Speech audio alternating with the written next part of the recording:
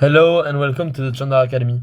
In today's video, we are going to study this function, which is kind of a rational function. We will first find the domain of the function, then calculate the limits in some interesting values, and finally find the vertical incident asymptote of f to be able to study the variation and then graph the function of f.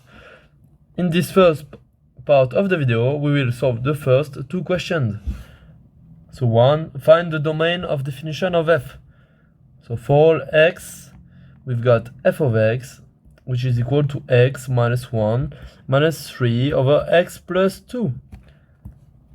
This part is a polynomial defined in R, and this one is an inverse function defined as long as the denominator is not equal to 0. So as long as x plus 2 is different from 0, which means x is different from minus 2.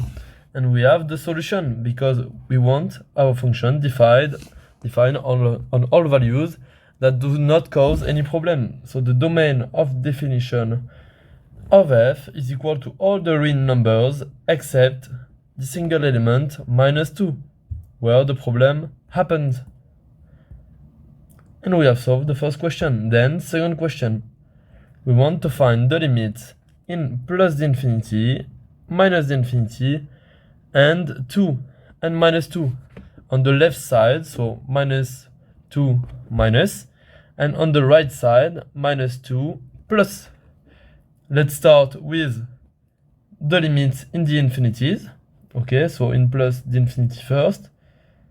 So f of x, let's remind, is equal to minus x, so x minus 1, x minus 1 minus 3 over x plus 2.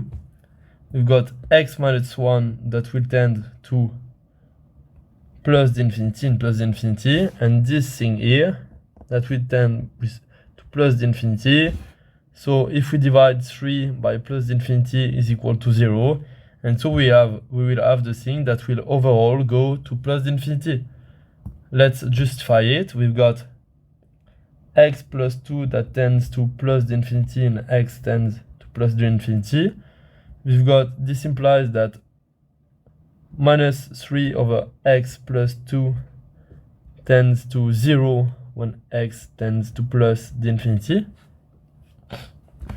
Also, we will have x minus 1 that will tend easily to plus the infinity and x tends to plus the infinity. And this overall implies, by addition, that f of x tends to plus the infinity when x tends to plus the infinity. For minus the infinity, we will have the same justification, x minus 2 that will tend to minus the infinity this time. When x tends to minus the infinity, we will have x minus 1 that will tend to minus the infinity as well when x tends to minus the infinity. And so this implies that minus 3 over x, this is a plus 2, x plus 2 tends to 0 when x tends to minus the infinity, and overall, by addition, this means that f of x will tend, the limit of f of x when x tends to minus the infinity is equal to minus the infinity.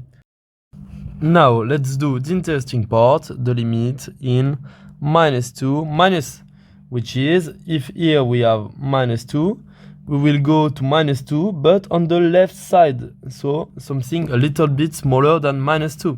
And in this case, x plus 2 will be equal, will tend, when x tends to minus 2 minus, to something a little bit smaller than 0, which is called 0 minus. Because if we are just here we have minus 1 and 0. If we are just before minus 2, if we had 1, we are here, just before minus 1, and if we had 2, we are here, in 0 minus, just before 0.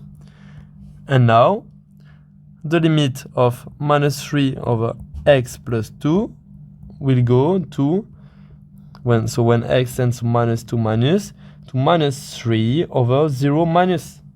And this thing, we've got a minus times a minus, we will have plus and plus instead, because minus times minus is equal to plus, and 3 over 0 is equal in the limit terms to plus the infinity. This is not a division by 0, okay? This is approaching 0 through the right side. So we are not dividing by 0 here. And so the limit here, we will have x minus 1. So x minus 1 that will go to minus 2 minus 1 is equal to minus 3 when x tends to minus 2 minus. So of course here this is a regular minus 2. And by addition we will have f of x that will go to plus the infinity minus 3, so still plus the infinity when x tends to minus 2 minus. The other way around, when we have minus 2 plus, we will have x plus 2 that is equal to 0, that will tends to 0 plus when x tends to minus 2 plus, because we are subtracting something just a little bit bigger than minus 2. Perfect. And then we will have same thing, plus x minus 1 that will go to minus 3 when x tends to minus 2 plus. We just have to replace x by minus 2, and by addition we will have, so here that implies minus 3 over x plus 2 tends to minus 3 over 0 plus this time, which is equal to minus the infinity when x tends to minus 2 plus.